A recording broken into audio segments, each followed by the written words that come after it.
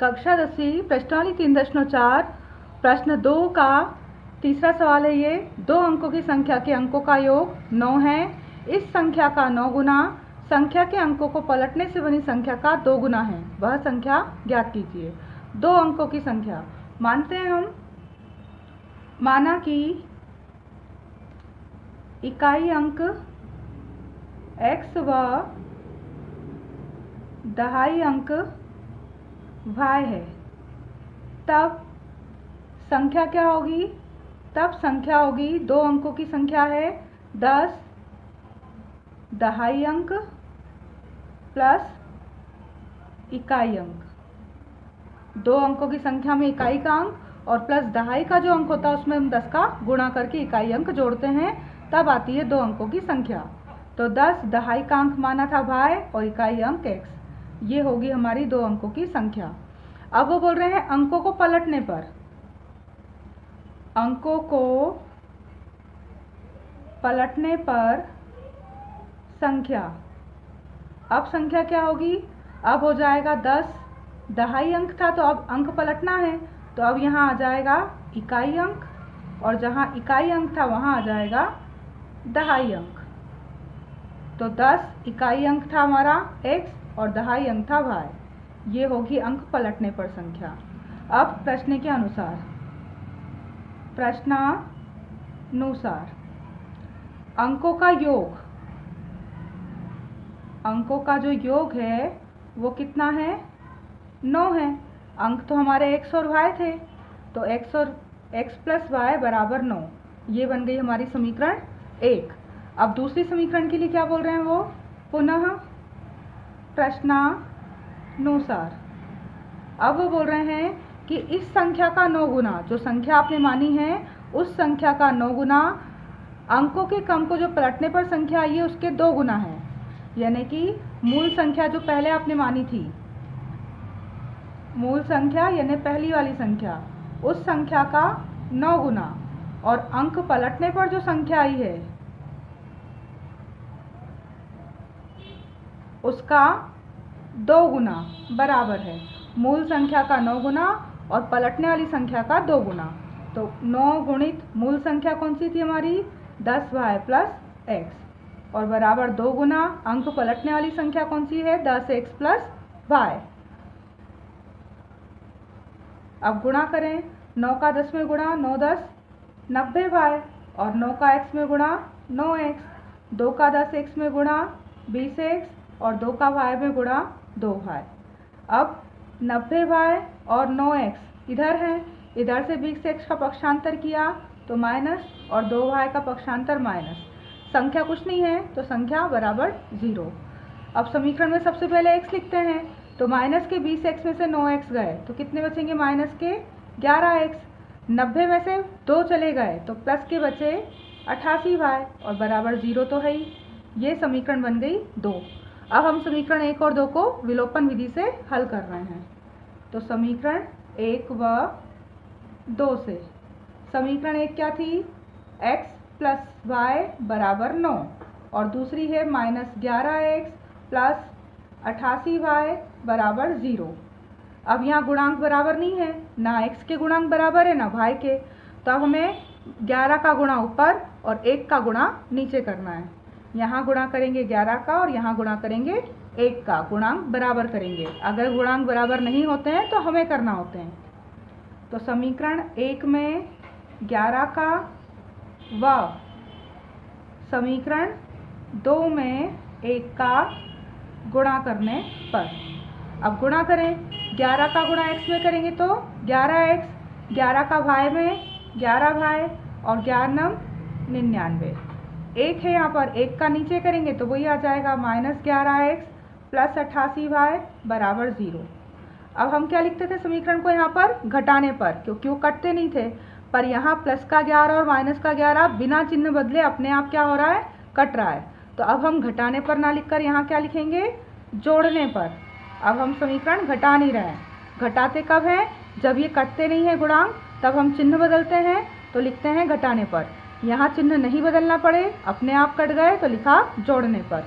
अब 11y और 88y दोनों प्लस के हैं तो कितने हो जाएंगे? ये 99 भाई, और 99 और 0 99, तो y का मान आएगा y बराबर 99 के बटे में 99। कितनी बार कटेंगे?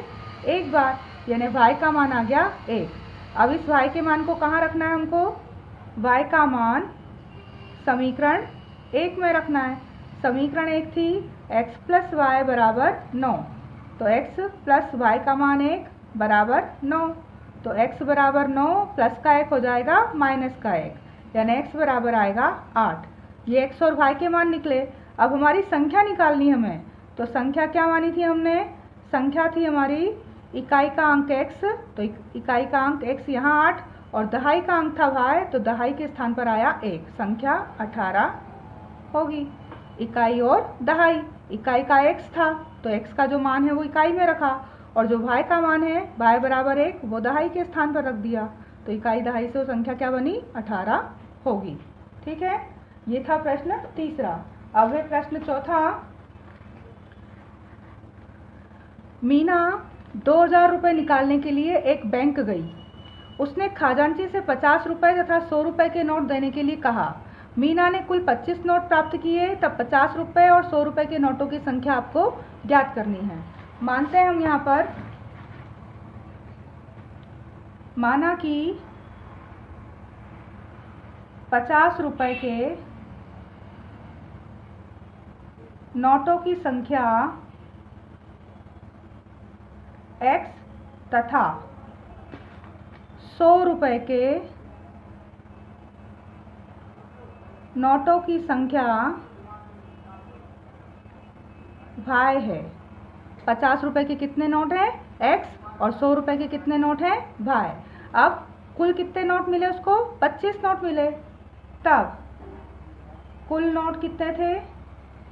कुल नोट थे 25, यानी 50 रुपये के और 100 रुपये के जितने भी नोट थे उनकी गिनती कितनी थी? 25। ये बन गई हमारी समीकरण 1। अब नोटों का मूल्य, नोटों का जो मूल्य है वो कितना था? 2000 रुपये निकाले थे। मीना ने कितने निकाले थे? 2000 रुपये। तो नोटों का जो मूल्य था 100 रुपये और 50 रुपये के कुल नोट जितने भी थे उनकी गिनती करने पर उनका मूल्य कितना हो रहा था? 2000। तो 50 रुपये के थे x नोट और 100 रुपये के थे y नोट। इन सब का मूल्य कितना था? 2000। समीकरण यहाँ से क्या बनेगी? 50x प्लस 100y बराबर 2000। अब यहाँ 10 का भाग सब में जा रहा है। समीकरण छोटी करने के लिए हम 10 का भाग दे देते हैं। तो यहाँ हम समीकरण में 10 का भाग दे रहे हैं ताकि ये थोड़ी छोटी हो जाए। सब में जा रहा है तो देना है, अगर सब में नहीं जाता तो नहीं देते। अब यहाँ 10 का भाग देंगे तो 10 और 5 50, 5x आएगा। 10 धाम 100 तो 10y, और यहाँ 10 का भाग देंगे तो 1 0 कटेगी तो बचेगा 200। ये बन गई हमारी समीकरण 2। अब समीकरण 1 और 2 को हमें विलोपन विधि से हल करना है।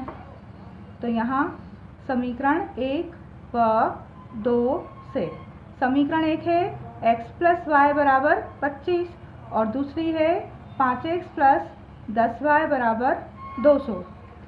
समीकरण 1 और समीकरण 2। अब हमें x के गुणांक अगर बराबर करें तो 5 का गुणा ऊपर और 1 का गुणा नीचे करना पड़ेगा।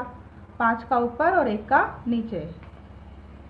समीकरण 1 में 5 का व समीकरण 2 में 1 का गुणा करने पर, अब गुणा करें हम।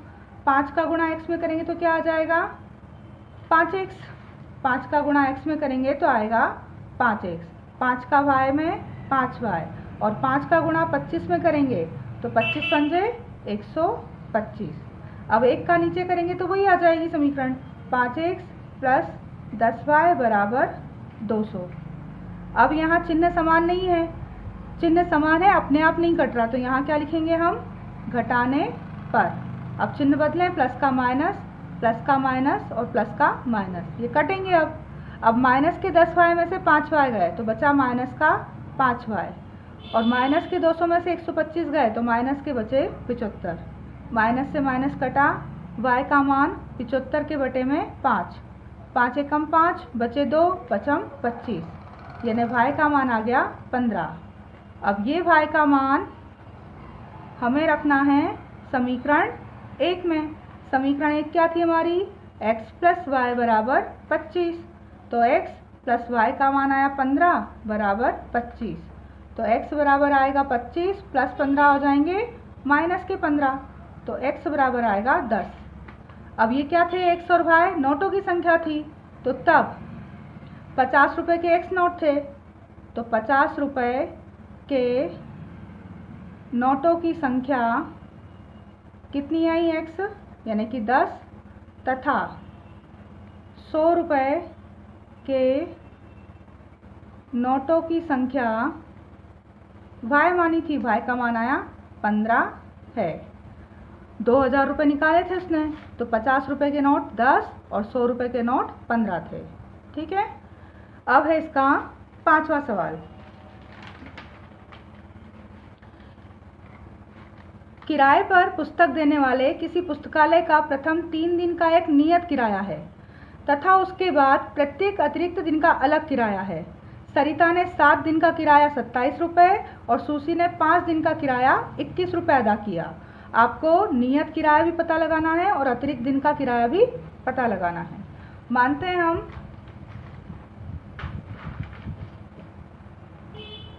माना कि पुस्तकालय का नियत किराया x रुपये व प्रतिदिन किराया y रुपये है।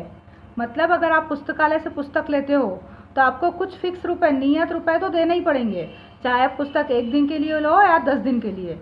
कुछ किराया पुस्तकालय से पुस्तक निकालने का फिक्स है, और बाकी आप 1 दिन के लिए ले रहे हो तो 1 दिन के हिसाब से पैसा लगेगा, 2 दिन के ले रहे हो 2 दिन का पैसा, 3 दिन के लिए ले रहे हो या 10 दिन के लिए ले रहे हो तो उतना पैसा लगेगा। नियत किराया जो फिक्स होगा, और जितने दिन ले रहे हो आप उतने दिन का किराया अलग जोड़ के आपसे लिया जाएगा। अब पुस्तकालय का नियत किराया x रुपये और प्रतिदिन का किराया हमने मान लिया y रुपये। तब सरिता ने 7 दिन का किराया 27 रुपये दिया। सरिता द्वारा 7 दिन का किराया कितना दिया उसने, 27 रुपये। तो इस 27 रुपये में क्या होगा, नियत किराया जो फिक्स है वो, और प्लस 7 दिन का किराया। नियत किराया कितना था, प्रथम 3 दिनों के लिए था, तो नियत किराया प्लस 7 दिन में से 3 दिन तो नियत है, बचे कितने दिन फिर, 4 दिन, तो 4 दिन का किराया दोनों होगा 27 दिन। नियत किराया क्या है, 3 दिन का है। 3 दिन के लिए तो आपको पुस्तक का किराया देना ही है, चाहे पुस्तक आप 1 दिन के लिए लो या 2 दिन के लिए। तो 3 दिन का फिक्स किराया कितना है, x रुपये है। और बाकी कितने दिन है, 7 दिन में से 3 दिन तो फिक्स में चलेगा, बचे 4 दिन, तो 4 दिन का किराया हो गया 4y बराबर 27। ये बनी हमारी समीकरण 1। अब फिर सुशी ने ली 5 दिनों का किराया, तो सुशी द्वारा 5 दिन का किराया कितना लगा, उसने किताब ली 5 दिन तो उसने दिए थे 21 रुपये। तो इसमें 3 दिन तो नियत वाले थे, 3 दिन का किराया तो नियत है, फिक्स है, कोई 3 दिन के लिए ले चाहे 2 दिन के लिए, 3 दिन का किराया तो देना ही है। और 5 दिन में से 3 दिन गए तो बचे कितने, 2 दिन का अतिरिक्त किराया। ये पूरा मिलकर हो रहा था 21 रुपये। तो 3 दिन के तो फिक्स है नियत x, और 2 दिन के लगे होंगे 2y रुपये बराबर 21। समीकरण 2। अब हम समीकरण 1 और 2 को हल करेंगे। समीकरण 1 व 2 से समीकरण 1 है x प्लस 4y बराबर 27 और दूसरी है x प्लस 2y बराबर 21। यहाँ x के गुणांक क्या हो रहे हैं, समान है, हमें चिन्ह बदल के कट जाएंगे ये। तो चिन्ह बदलना है तो क्या लिखेंगे यहाँ पर, घटाने पर प्लस का माइनस और प्लस का माइनस, ये कट गए। प्लस के 4y में से माइनस 2y गए तो 2y बचे। 27 में से माइनस के 21 चले गए, 6 बचे। तो y बराबर क्या आएगा हमारा, y बराबर आएगा 6 बटे में आ जाएंगे 2। 2 से 6 कितनी बार कट रहे हैं, 3 बार, यानी y का मान आ गया 3। अब ये y का मान हमें रखना है समीकरण 1 में। समीकरण 1 है x प्लस 4y बराबर 27। तो x प्लस 4y का मान 3 बराबर 27। x प्लस 4 त्रिक 12 बराबर 27। तो x बराबर आएगा 27 माइनस 12, यानी x बराबर 7 में से 2 गए 5, 2 में से 1 गए 1, 15। तो ये x क्या था? नियत किराया। तो तब पुस्तकालय का 3 दिन का नियत किराया 15 रुपये व अतिरिक्त दिन का किराया y रुपये यानी कि 3 रुपये है। पुस्तकालय में 3 दिन का फिक्स 15 रुपये तो आपको देना ही है, और आप जितने दिन के लिए और बढ़ाकर किताब लेते हो हर दिन फिर आपको 3-3 रुपये ऐड करके देना होंगे।